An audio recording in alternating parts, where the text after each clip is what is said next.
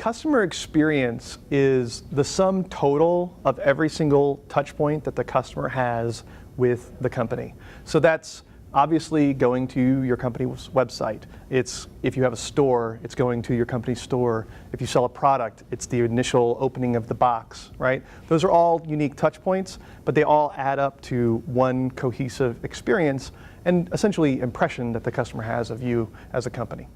The reason why content is so crucial to the customer experience is because in today's world, the majority of our interactions with companies are now digital. They're driven by online interactions. People go to the website when they're shopping for products. They watch online videos. They do it from a variety of devices, whether it's their smartphone or at their desk using the computer. They do it when they're at work. They do it when they're on vacation.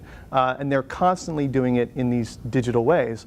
And that means that content is the primary way that a company speaks to customers. And that means it's the driving influence on the customer experience, more so than the actual products that you sell.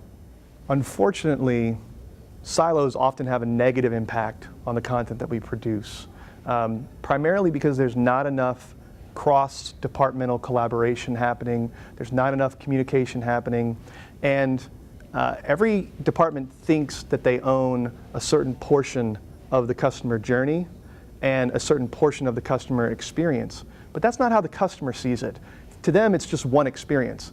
They don't care that these pages that they looked at on the website were created by marketing and these knowledge-based articles on the website were created by support. To them, it's all just the company, right?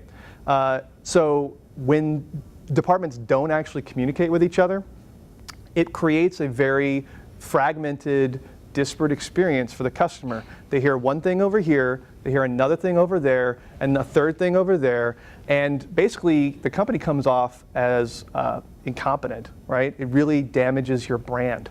So that's the biggest problem for a lot of companies today. Producing content isn't the problem. Producing good content that's cohesive across the entire customer experience, that's the problem.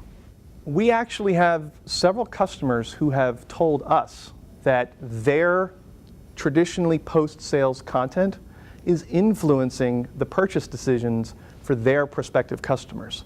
One example that comes off the top of my head, it's a very technical company. They sell parts that go inside of other computers, and their customers are engineers. Those customers have very specific questions and very stringent needs for the products that they buy. And so they're absolutely turning to the documentation, which would traditionally be post-purchase content, to determine whether or not the components they want to purchase will meet their needs. And so that's actually, I think, driving almost 80% of the purchase decision for this company. It's a huge amount. So clearly, they realized after gathering the metrics on this that they needed to invest heavily in their documentation because, frankly, it was a huge portion of their marketing strategy.